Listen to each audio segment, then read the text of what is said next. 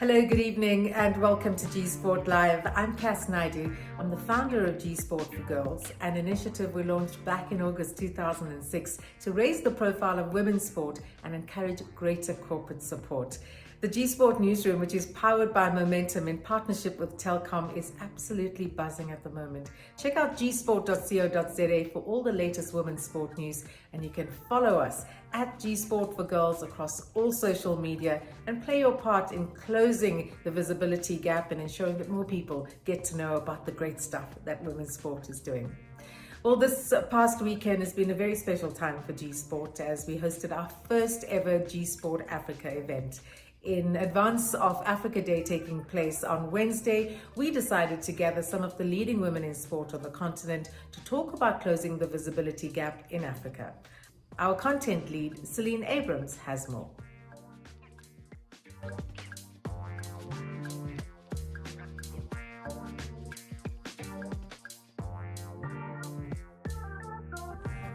Hello everyone and happy Monday. I'm Celine Abrahams, Cheesesport's content lead.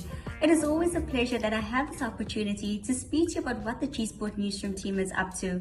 And this week, we are reflecting on our #Cheeseboard Africa chapter as we celebrate Africa Day on Wednesday, the 25th of May. As a Cheeseboard newsroom team, we found that it was important that we stepped back and we spoke to the women who we have profiled on cheeseboard.co.za. We had an incredible online session where we spoke to women on the continent who are breaking barriers both on and off the field about how we can close the visibility gap when it comes to media support for women's sport. One of the key takeaways from our session was how we as the media can amplify the coverage of grassroots level sports.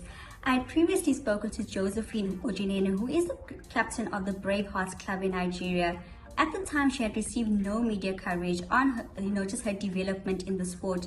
And when Gsport approached her to tell her story, she was very keen. And I'm so happy that, during our session, that she came back to tell us how, when we told her story, how it inspired the next generation to understand that there is a place for women in the sporting industry.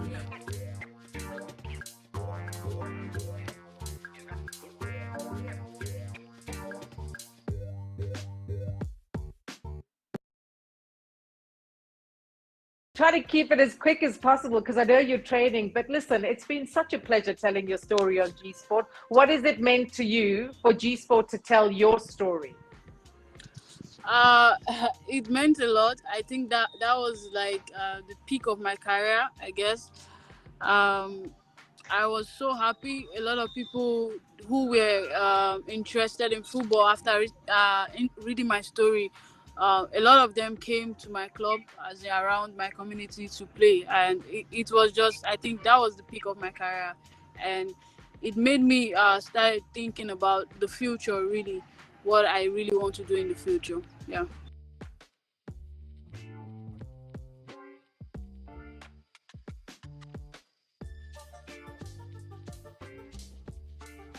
A huge pleasure to host Josephine Ojineme on the show. It was her training day and she still made time to spend time with us to share her insights on how we can close the visibility gap. Another participant of our Gsport Africa event was Celestine who is the BBC Africa sports reporter and the very first woman outside of South Africa's borders on the African continent to have her profile shared on the Gsport website.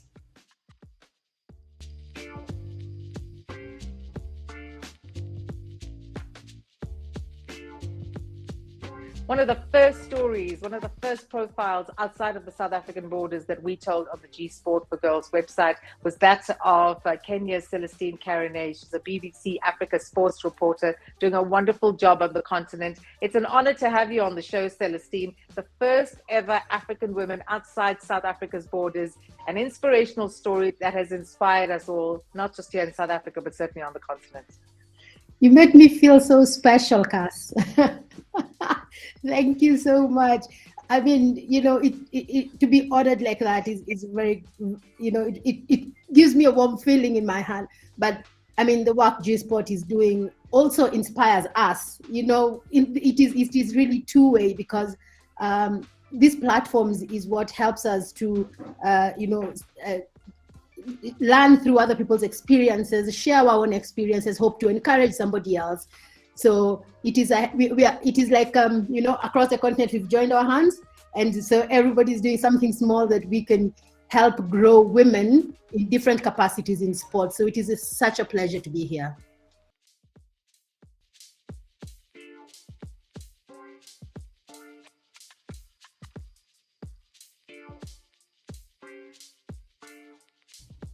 Hopefully we will hear more from Celestine Caronet in the months to come. Wonderful insights shared by someone doing great work on the continent to shape women's sport. Time now for our mental health focus, and our counseling psychologist Ashleigh Yaman has this to say. How do you respond when you experience mental health discomfort? This is what she has to say.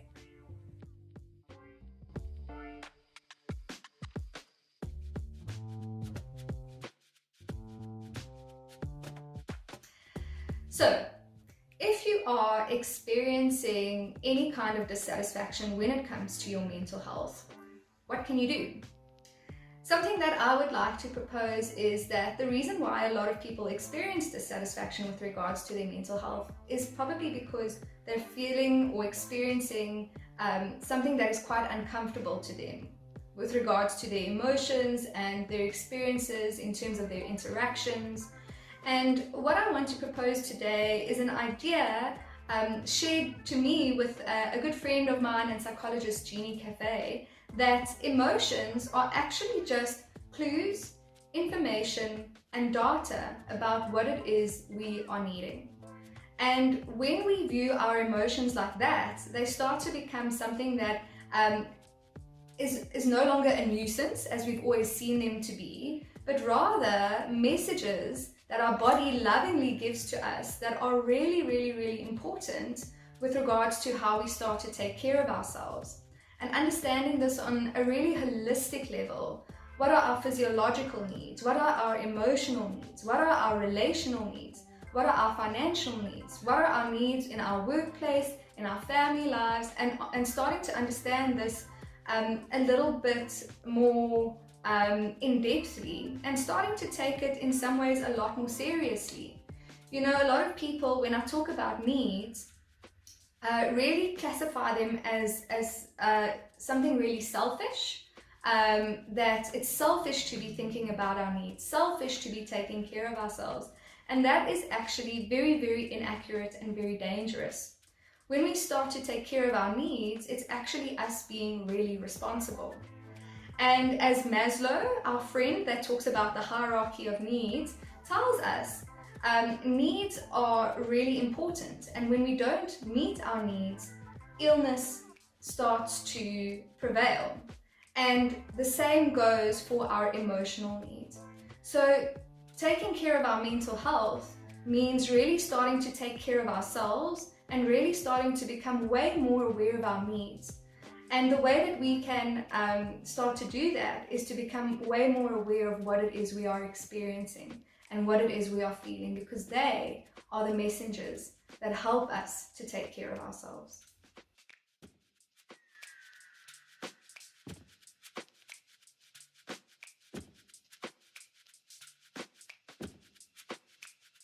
You're watching G Sport Live this Monday evening. Please give us a follow on this channel and across social media at G Sport for Girls. You can also check out the latest headlines, gsport.co.za, powered by Momentum in partnership with Telkom. This past weekend was incredible for netball. It was the Telkom Netball League, and as always, our very own Babsie Kutwana was out and about in Pretoria.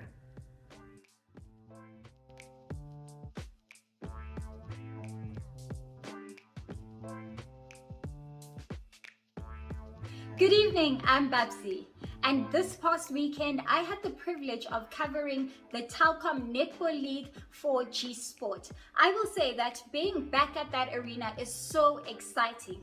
It was such a cold weekend in Gauteng, but the fans and the crowds came through despite of it. Friday, Saturday, and even Sunday, it was so electrifying. I admired the passion that the fans have for their favorites, for their teams, the way that they were cheering on. And I love how the atmosphere is so family orientated. So I would definitely encourage fans to go to the Heartfelt Arena for the exciting TNL that is explosive and entertaining. There's so many activities that you can be a part of, so many activations that you have in between the games and the quarters. So I would encourage you to go and root for our girls.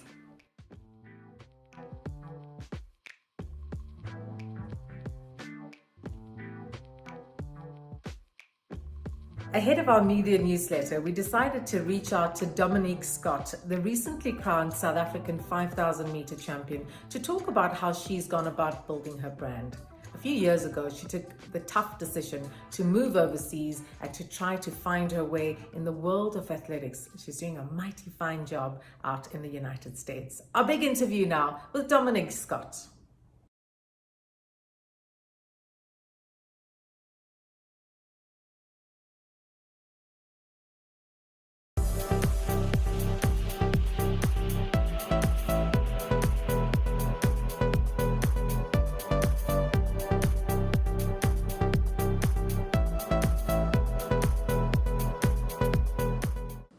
Hello and welcome to the big interview. I'm Kass Naidoo.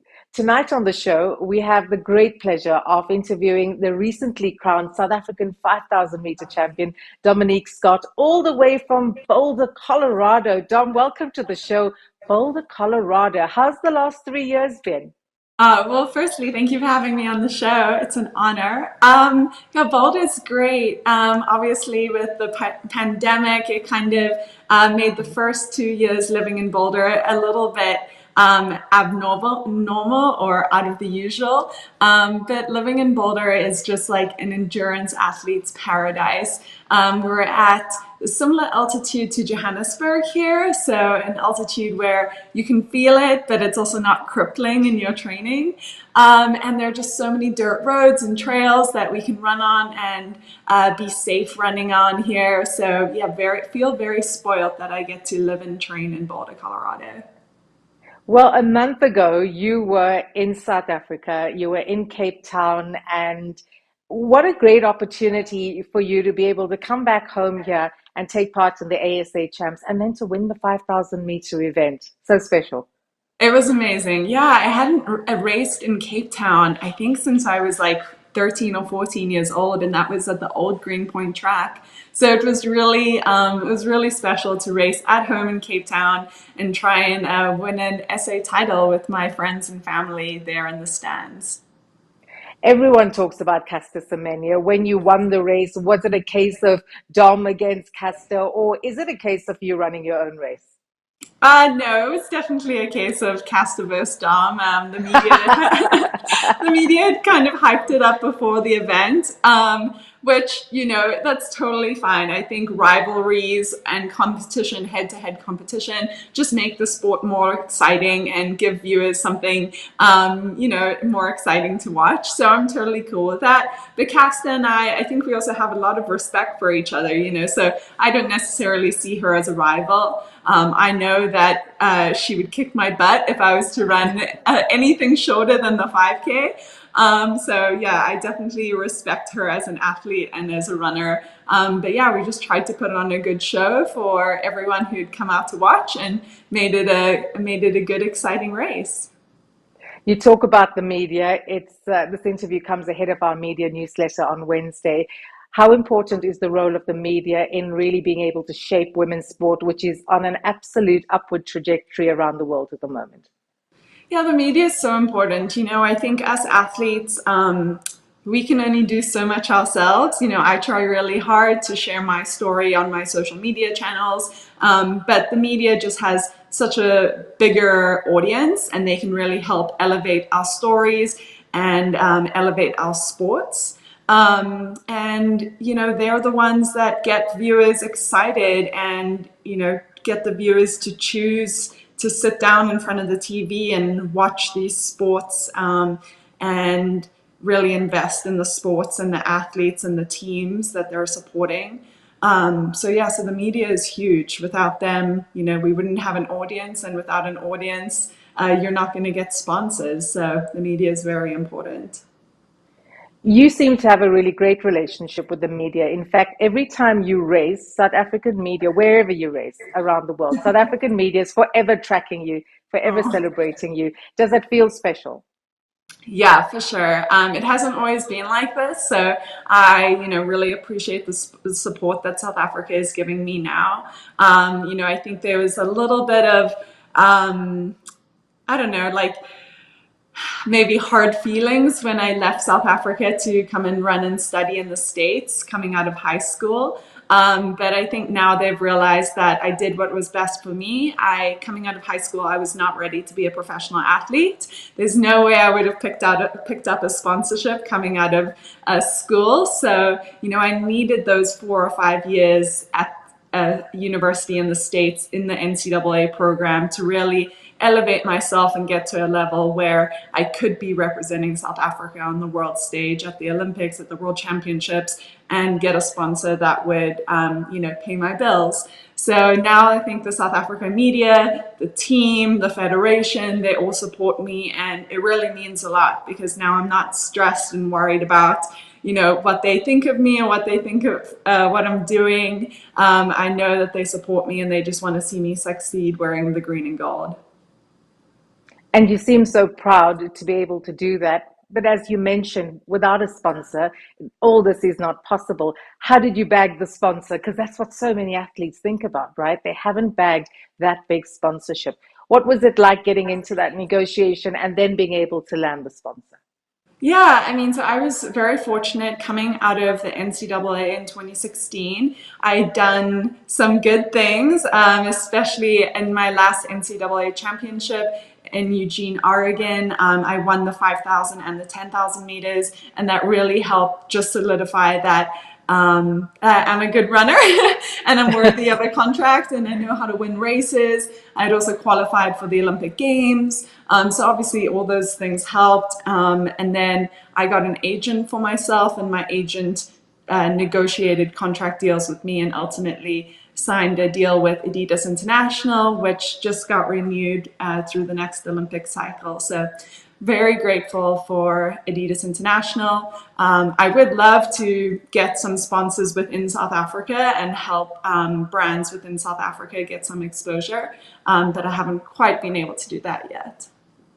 Well, who knows? This interview may just get the attention of some leading brands here who are always looking at athletes as role models. And you'll be seen as a role model. Here's someone who had the courage to fly out of South Africa and find that global dream. What is your advice to young athletes who perhaps not just want to follow in your footsteps, but want to be able to chart their own way in the global world of sport?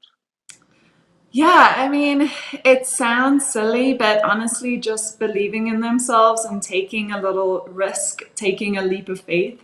They can always come home to South Africa, but I think just giving themselves the opportunity to come to the US and compete in the NCAA. The NCAA is so competitive, it will only help them grow on a world level. And then once they're ready to kind of like spread their wings and get a sponsorship, they can then do that. They can, like I just said, they can leave at any time. It isn't easy. It's very scary being so far away from home. I was very homesick my first year in the States. But yeah, I guess like they say, like the hard things make the good times sweeter. So it definitely was the right decision for me to come to the States. That doesn't necessarily mean it's the right decision for everyone. But if any young athletes in South Africa feel like it could possibly be the right decision for them, I encourage them to look at their options and take that risk, take that leap of faith. Well, you've taken the leap of faith and you're getting such fantastic results. We appreciate reporting on your results on gsport. Love seeing you becoming a newsmaker just virtually every other month. What does it mean to you to have gsport backing you, covering your story and sharing your story with the rest of the world? Oh, it's amazing. It's like just to know the support for women's sports and women's track and field in South Africa is, it's incredible. It's nice not to have to beg for support, but that it's just there and that we're always supported and backed. Because women's sports, unfortunately, historically just have always got less coverage. They've always just got less press, less buzz around them. So for there to be a special platform where people can go and look for South African females' results is amazing, because there are a lot of women in South Africa doing incredible things, and they have a place to support them, to watch them, and find their results. So this red hot form, where's it taking you, Dom? I see some amazing results coming your way on the global stage. What's to come for you? Well, this summer is really big for all the South Africans in track and field. We have the World Championships in Eugene, Oregon, the middle of July, where hopefully I'll be running the 10,000 meters. And then the first week of August, we go over to the UK, to Birmingham, and we have the Commonwealth Games, where I'm planning to run the 10,000 and the 5,000 meters. So it's a busy summer. Got, I think, about 10 weeks until the World Championships. So just trying to get in as much training as I can right now and prepare myself the best I can to represent South Africa. Well, I love your energy. I love your enthusiasm, because I have a feeling it hasn't been easy. But what is the one motto you live by, Dom? What is the one thing that gets you out of bed on the mornings that you don't really feel like it? Oh, that's a good question. I just want to see how good I can be. And I think that also sounds, that sounds kind of cliche, but I just don't feel like I've quite reached my limit or my potential yet. And I just want to maximize my time. An athlete's career is not forever, especially of females. I would like to have a family at some point. This time is very special. I get to be selfish now. I get to kind of put all my eggs in one basket, that basket being track and field. And I just want to see how good I can be over the next couple of years. Well, I think the best is yet to come for you, and children will come, but that time will come. And when it does come, you will enjoy it to the absolute max. But thanks so much for your time on the big interview, and we keep tracking your progress on the world stage.